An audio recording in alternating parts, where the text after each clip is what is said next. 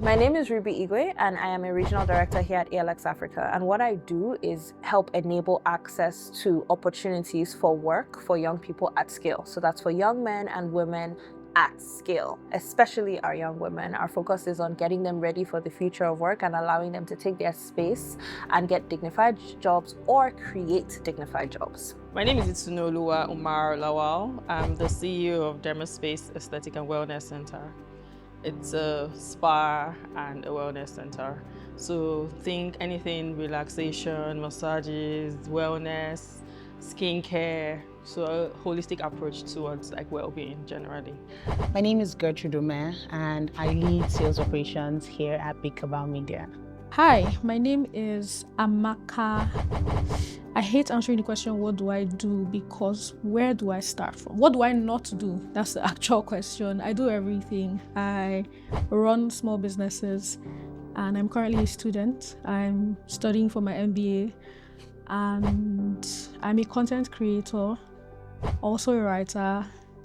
Almost everything, everywhere. Motion day, you find me. I do it all. Basically, I think it's a path I've always known I would tell at some point.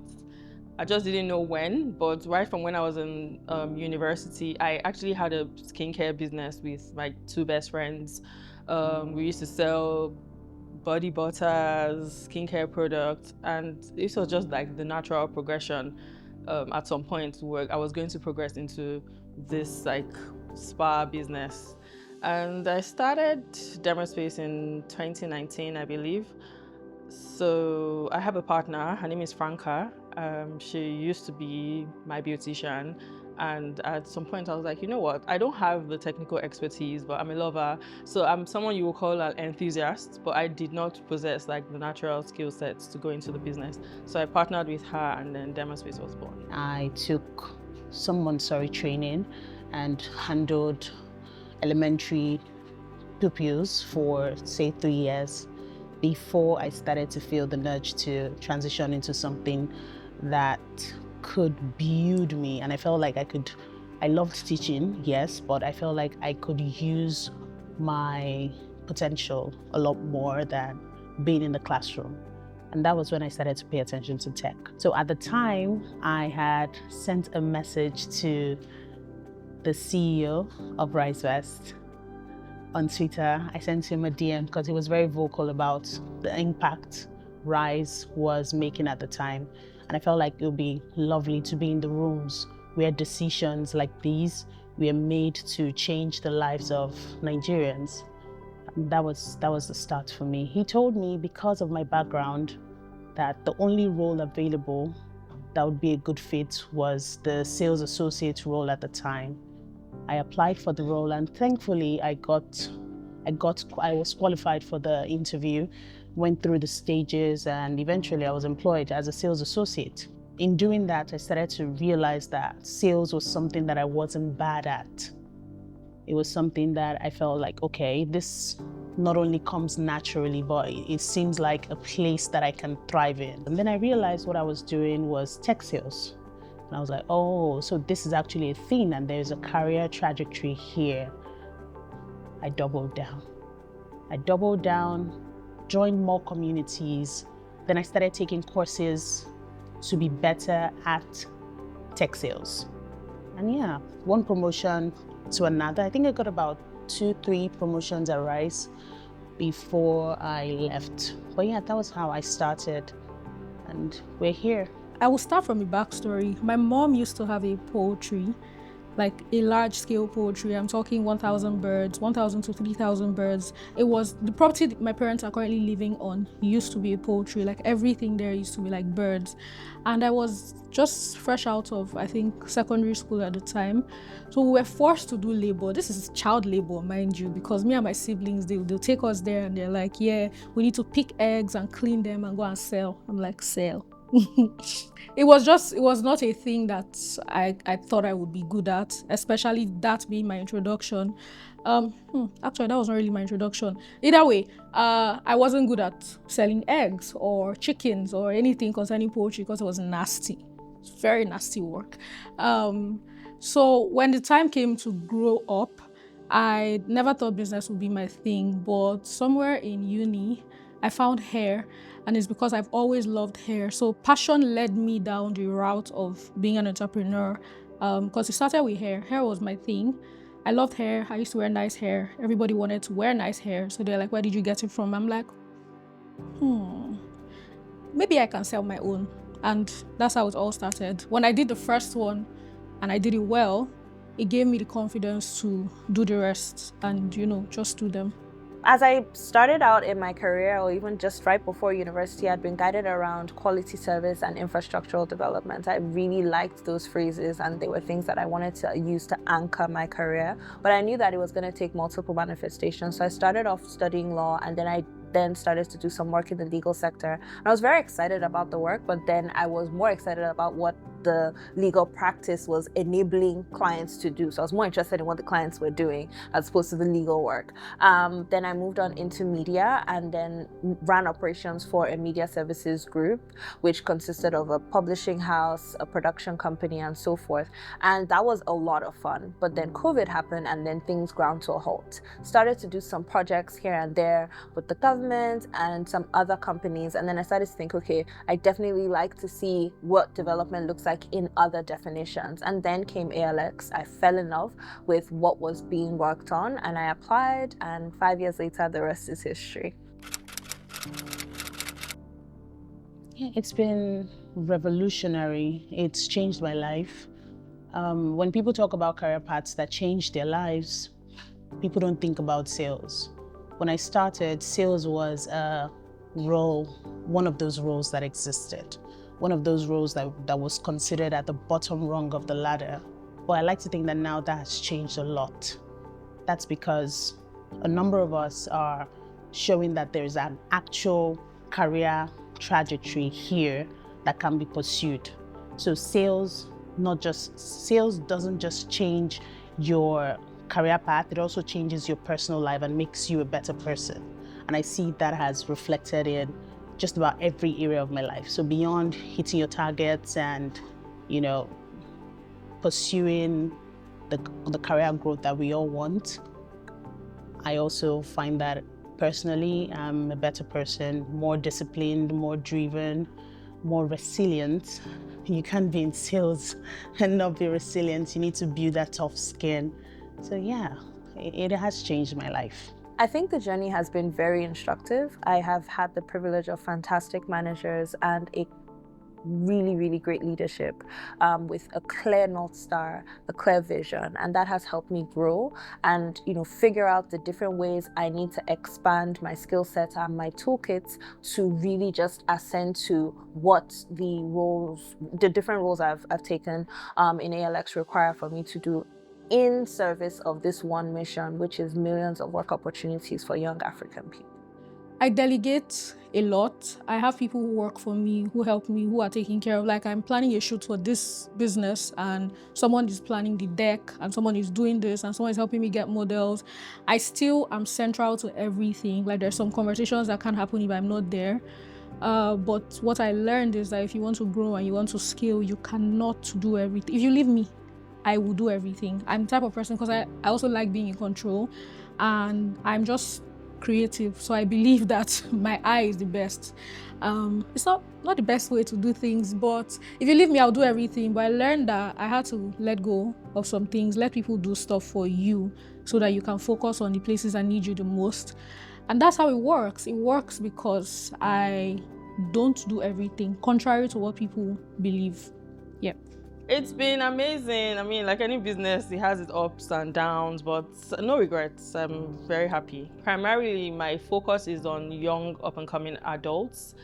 I feel like they need to prioritize wellness. They need to prioritize skincare. So think about like millennials, think Gen Z, and then maybe like Gen X, that's our parents' generation.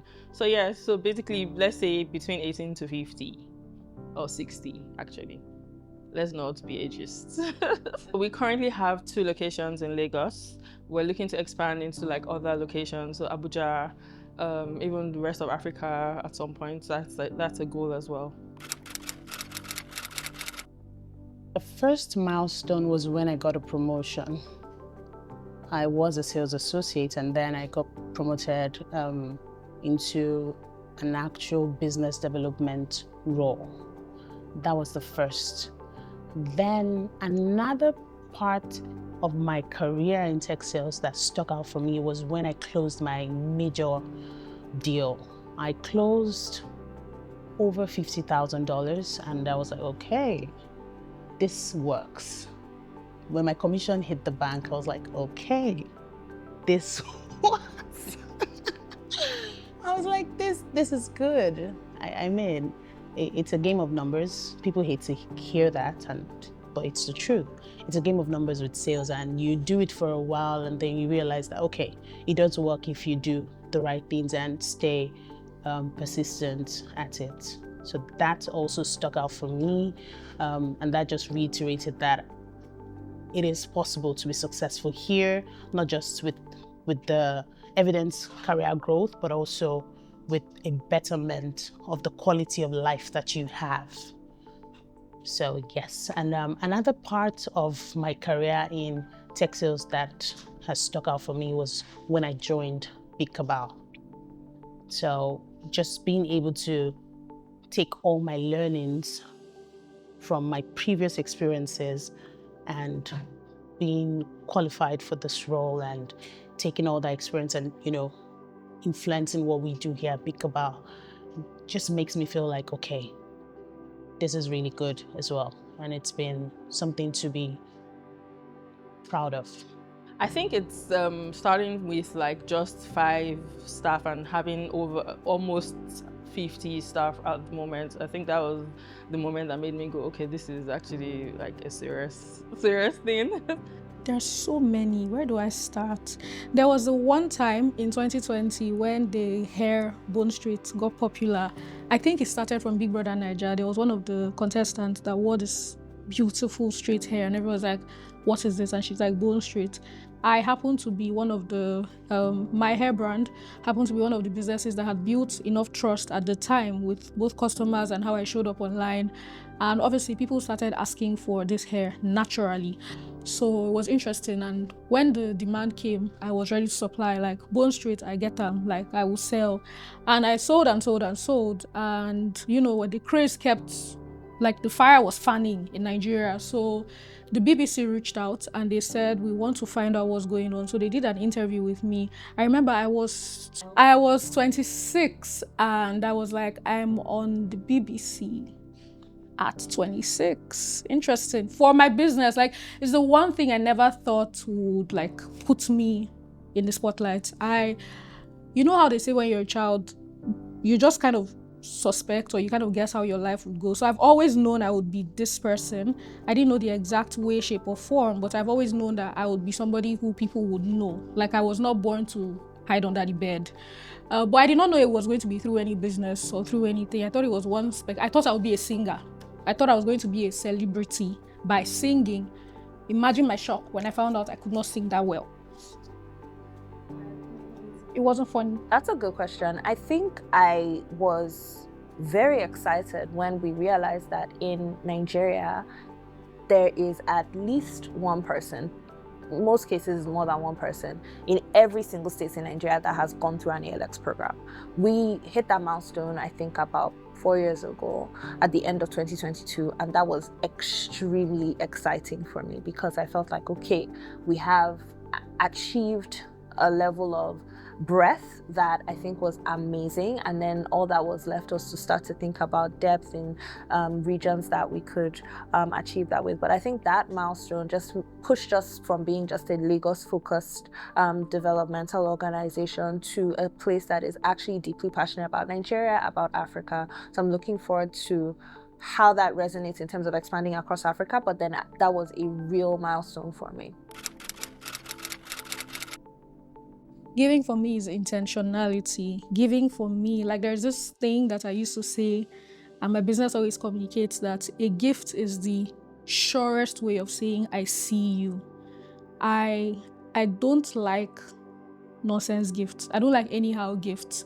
I like a gift that I can feel that you thought about me. I was in your subconscious when you were picking this out. That's what giving means to me. It means that you have directly impacted somebody's life by giving them something.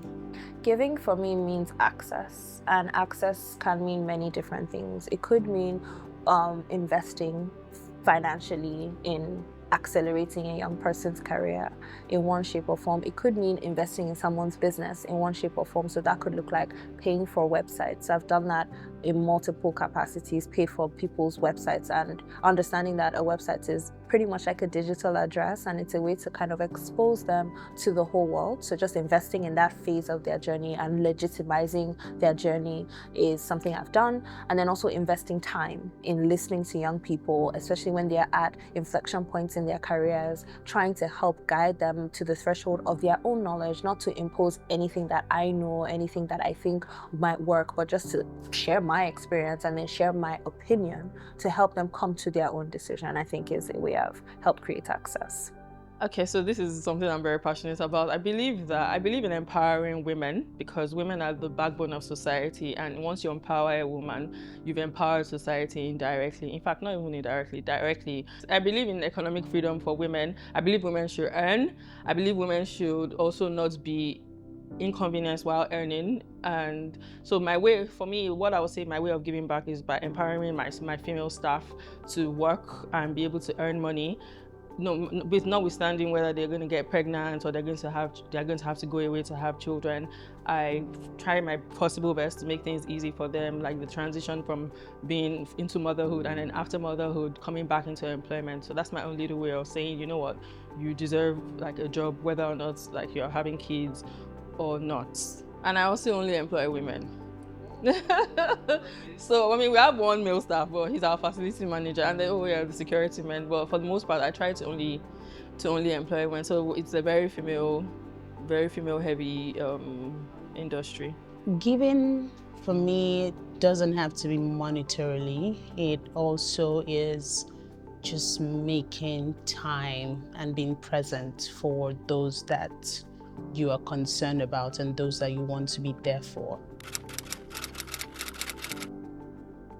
Personally, I feel fulfilled. I feel like I've been put on this earth to be able to do something for women, and if I can do it, why not? If not, so I think I sleep better at night knowing that one woman is not going to be poor, or she's going to have at least economic empowerment, and if she wants to buy things, she doesn't have to wait for her husband to give her money before she can buy. And if she wants to save as well, which is, you know, like rice vest, if she wants to invest, she can take from her salary and like slowly but surely, like, you know, invest and do better things with herself.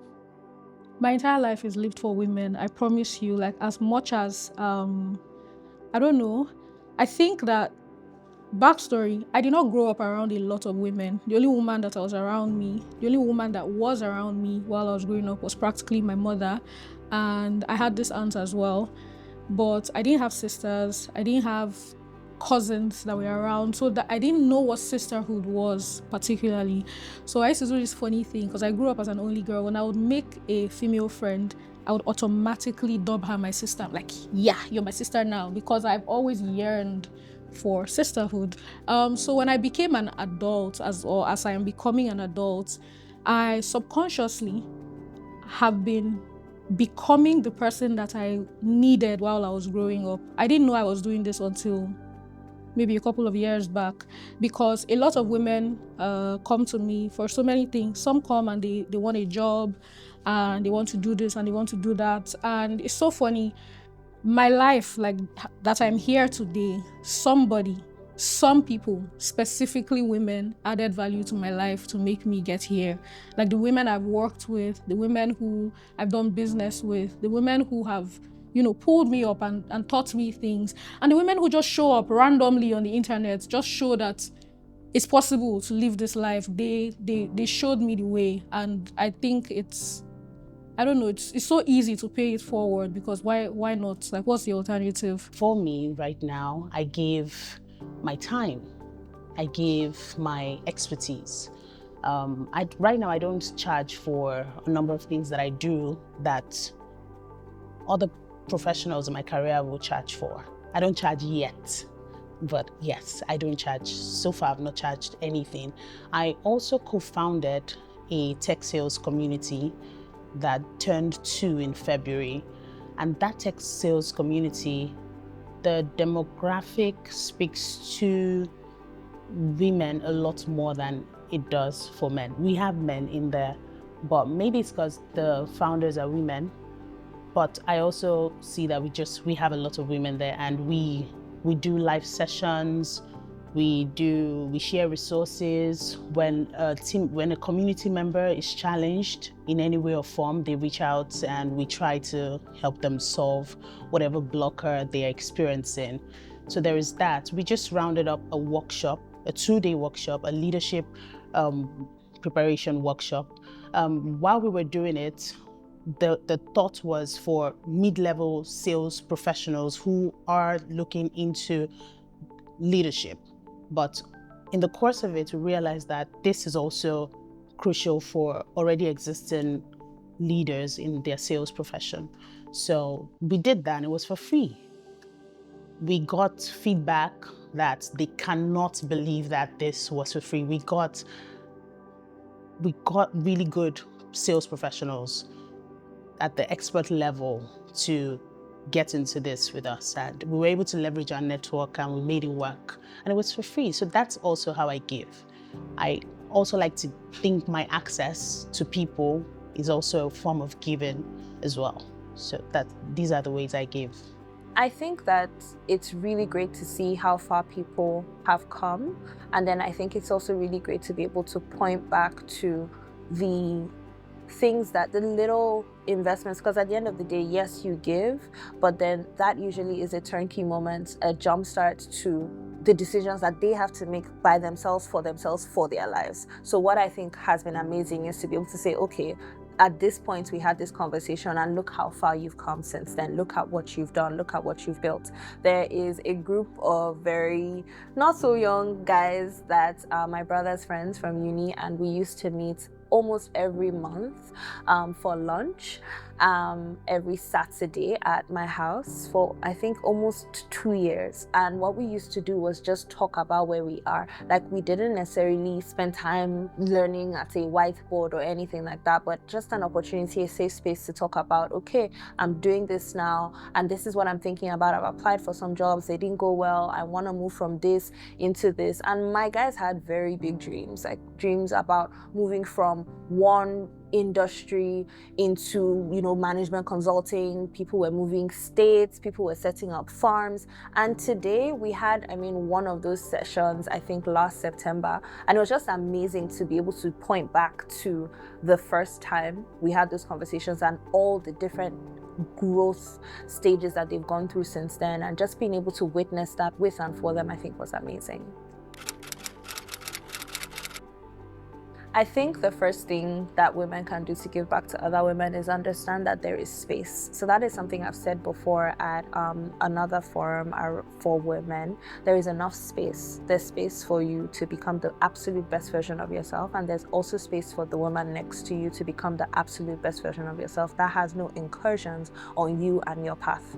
There is enough success. There's enough space for there to be multiple success stories, and you can invest in another person's success story in the hope and trust that someone along the way will also invest in your success story. You will get to stand on shoulders. So no one is in competition in any way, shape, or form. You are not in competition about the way you dress, about the way you look, about who you're with or who you're not with. Like, those things are very abstract, and I know that that is almost like against the grain of what I guess sometimes some norms insist on us having. But honestly, when you get to a point where you know that there's enough space, you are at peace with yourself, and then it also allows you to present your best self to society, a self that's willing to step in and invest and guide and just even be kind, as opposed to being competitive or cutthroat or insulting or looking for another way to bring another woman down, because you think that is when you stand up. Same thing, access. I see a world where a woman who gets to a certain level can pull 2, 3 other women or girls that have access to them. So the access that someone else gave to you, be sure to give it to someone else. I see some people, maybe not just women, they worry that when you give so much of your knowledge and expertise to other people, is either they become better than you or they come for your role if you're in an organization. I don't think like that at all. Someone actually reached out to me to say that I should reduce what I share on my page, The Revenue Nerd, because it felt like I was giving free knowledge. But honestly, that's not it for me.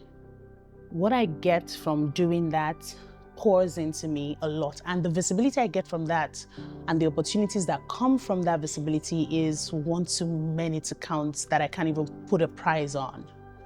So you need to give back to other women without fear of them becoming better than you or taking over your job, or all those very low vibrational thinking. A number of mistakes I've made growing up, if I knew better or I had the right women who reflected what is possible, I definitely would have made a number of decisions differently. They say if you give, you get back. While I agree, I never really give anything with hopes of getting it back. It just happens. Like there's never been a time that I have been left empty from pouring into someone else, and it's not necessarily that person that gives me anything back. I don't know. The same way I enrich other people's lives is the same way other people enrich mine, and it may be in the tiniest things. Like somebody can just offer this brand I'm trying to launch. I met a girl on the street, like I was taking a walk, and I met a girl and she's like, oh, I followed you and your content's amazing, thank you for doing this and teaching stuff, and I work in this media company, like a studio. I'm like, oh my gosh, I've been looking for a studio and it was right there, and now we're planning a shoot. And that is fantastic help, because if I did not meet her, I don't know how I would have done it. I would have found a way, but a way came to me just because of who I am. So yeah, it's like you do something and then something comes back to you. I think it's just to make the workplace, I believe the number one thing is to make your workplace conducive for women, because a lot of times women, I think the number one problem they have is that when they go to have kids, there's no job security, the workplace is not really catering to them. So I believe people should actually just be kinder and just have women at the back of their minds when they're even like with employment policies, leave policies, maternity leave, even making the workplace conducive. Like for me, I believe that my workers can bring their babies to work. Like there's somewhere for them, like there's a staff quarters that they can leave the baby if they choose to. So it's not a situation where I don't have anywhere to leave my baby, I don't have anywhere to put my children. Bring the children, as long as they're not disturbing anybody, who cares? I was talking to someone recently and they asked what would I have done differently with what I know now about money. And I said I would have invested more than I saved.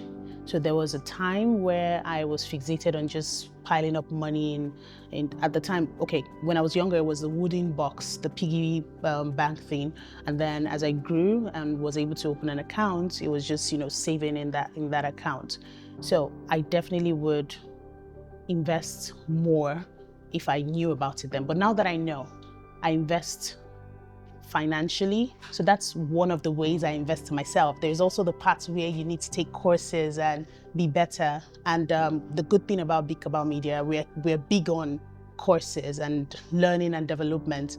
Every half year, we work on an L&D for each employee, and you have to finish it before the end of the half year. So right now I'm taking 2 courses, one in project management and another in data analytics, because it is crucial for the role that I'm in right now. And then there's also the part where you need to invest in yourself by how you look, how you take care of yourself. Yes, very, very important, because there are 2 currencies that I have come to understand women have. How you look is a currency, and what you have up there is also a currency. But before people get to find out what you have on there, they get to see what you look like. So I do invest in how I look. I think the most authentic way you can give anything is by being yourself. Like the best gift you can give the world and to anybody, your younger sister, is yourself. And I'm not saying go and be cutting yourself small and sharing, because that's crazy. But the way you live shows in a lot of things. And when you're living your life, as much as it's your life, it's an entirely personal thing. I believe in personhood more than anything. Like, I don't care who I am to you or to he or to him or to she. How I show up, my life is mine. It's not for anybody else. But as personal as a life is, it's also public. Like, that life that is very personal to you that you're living is doing so much in empowering another person. So when you're living your life, think about that. Anything and everything is possible. I feel like people would hear this and be like, oh, it's such a cliche, but you need to take a step forward in that direction, or that lofty goal that seems very impossible, because you get clarity as you go. And that's been the summary of my life so far. I get clarity as I go. I don't let the time lapse from when I have an idea to when I execute. I don't let that time lapse stretch too long. So I think about it, I want to do it, and while doing it, if I'm failing forward, I'm learning from it, and I keep it moving. So everything is possible. Whatever it is that you want to do for yourself, even when it doesn't seem like it is possible or you don't have all the resources, you need to start from where you are, and as you go, you get clarity. A case in point is when I started out in sales, I did network marketing at some point, Forever Living products. I sold that, and then I worked at a holiday membership club when I was trying to, do my NYSC before I moved to Holy Child College as a teacher. In all of this, I just wanted to do something. But from where I sit right now, it all adds up. And then there was the Montessori education, and then sales eventually. So right now, what I do has sales embedded in it, education embedded in it, and one last one, media. I forgot to mention that I worked at the radio station as a newscaster at some point. So now I work with a media company. I'm doing sales, and then there is education because I handle sales enablement for my team. So it all adds up. But what you need to do is move. You can't just sit somewhere and then expect everything to fall on your lap or figure it out before you go. You need to keep moving. If I can, you definitely can. There is enough space. I am very slow in my LinkedIn DMs, but I will answer a LinkedIn DM if anyone wants to find out how I did this and if they want to know what words I have for them. I'm open to giving in that way, and I think that every woman should also always seek to give themselves grace, because I think that there is something in us sometimes that insists that we must be a certain, we must be at a certain benchmark, and then we punish ourselves very harshly when we don't get to those places. But then, considering everything that goes on with us internally, considering everything that's going on in the world, I think the least we can always do is give ourselves grace. Don't really take myself too seriously. I just, do me. Obviously, put in the work, be hardworking, and I guess everything else will follow. Everything good will come. Keep doing spectacular things. My favorite genre of life is just women doing stuff. Whatever it is you're doing, whether you are, trying to move a car, or you're trying to break a world record, or you're trying to discover math. Just anything. Keep doing and keep creating, keep putting stuff out there, keep putting the work that you're doing out there, because one thing about us women, we have always been doers, movers and shakers. All the women I know in my life, I don't know a single woman who is just idle, who is lazy, who doesn't do stuff. But I don't know enough women that tell their stories. So the more you tell your story, the more courage, like the more bravado you're giving another woman. So while you are doing, please document for all of us, document for the people who will study you in history. Like what we don't realize is that we are making history today. Like people will read me in a textbook someday. It's for them as much as it's for me. Happy International Women's Day. Make sure that you're giving to gain. Happy International Women's Day. Give to gain. Happy International Women's Day. Give to gain.